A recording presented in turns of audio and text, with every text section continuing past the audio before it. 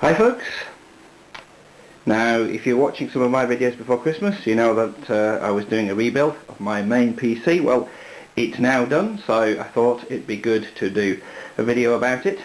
And in some respects it's going to be a review of the case that I'm using, the Casecom KM6788. So let's get the side covers off this and let's get some power to it and see what we've got. Okay, so here's a shot of the system up and running, and I've been using this now for a couple of weeks, and that's given me a chance to see how it goes and tweak it. We're running Windows 7 64-bit at the moment. We've got a couple of Xilinx 120mm blue LED fans running at 7 volts. The front fan is the standard Casecom 120mm LED fan which came with the case, which to be fair has been pretty quiet. I've been quite pleased with that.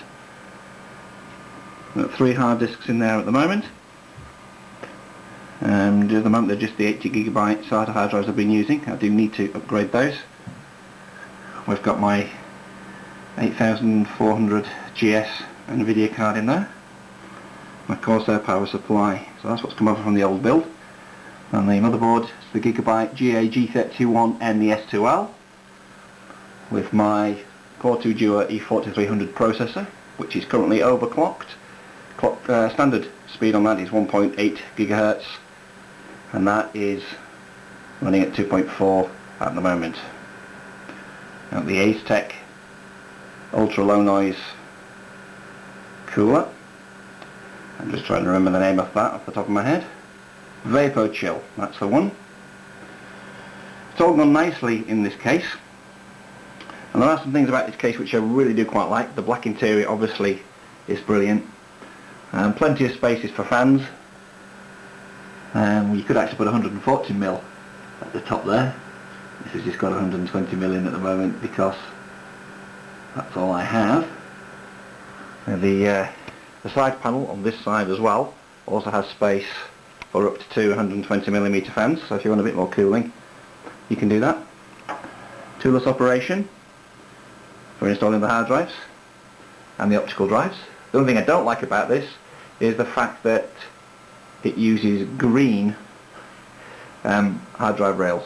Okay, now there are a couple of cases that are very similar to this, the NZXT Gamma and the Rosewill Challenger, and they use black hardware, which seems to make much more sense, but that's what this one comes with, so that's what we've got to use.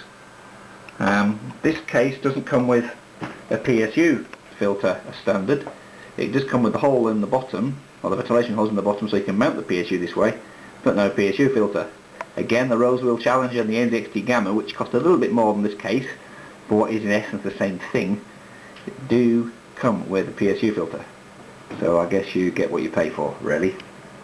Also on this as well, there are 2 vented blanking plates. I don't know if you can see those. I need to come around here and see them. Rather than giving you 7 blanking plates. Okay, so that's where they've saved a little bit of money on this case. One thing that hasn't worked as well as I was hoping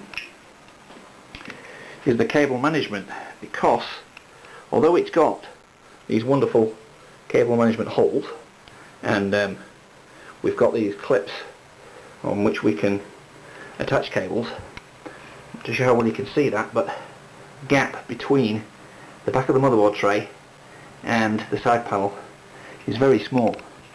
I'll just put my finger in there. It's actually not as wide as the end of my finger, so you can't really push the 24 pin behind there.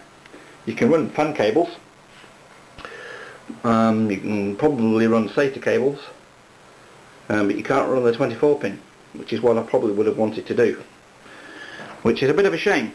This case needs to be just a little bit wider. Only needed to pull in the motherboard tray just a little bit.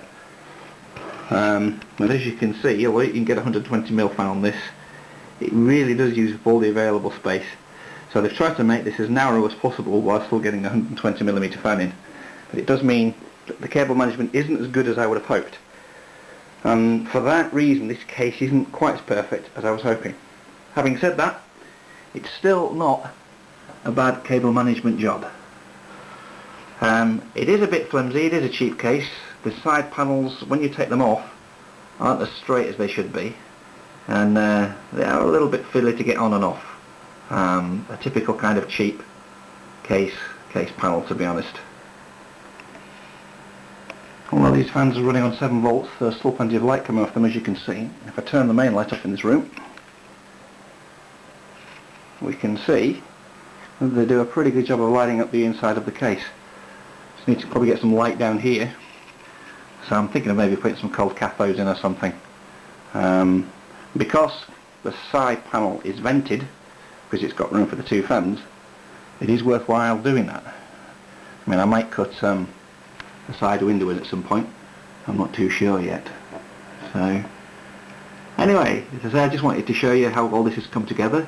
I'll probably do another video on the overclocking of this motherboard and processor. That was kind of my reason for using this motherboard, was to get the best out of the E4300, and with just a few tweaks, as I say, we're up at 2.4 gigahertz already, which is pretty impressive.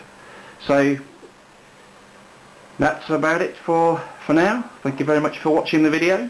Hope you like it, and please feel free to comment, rate and subscribe.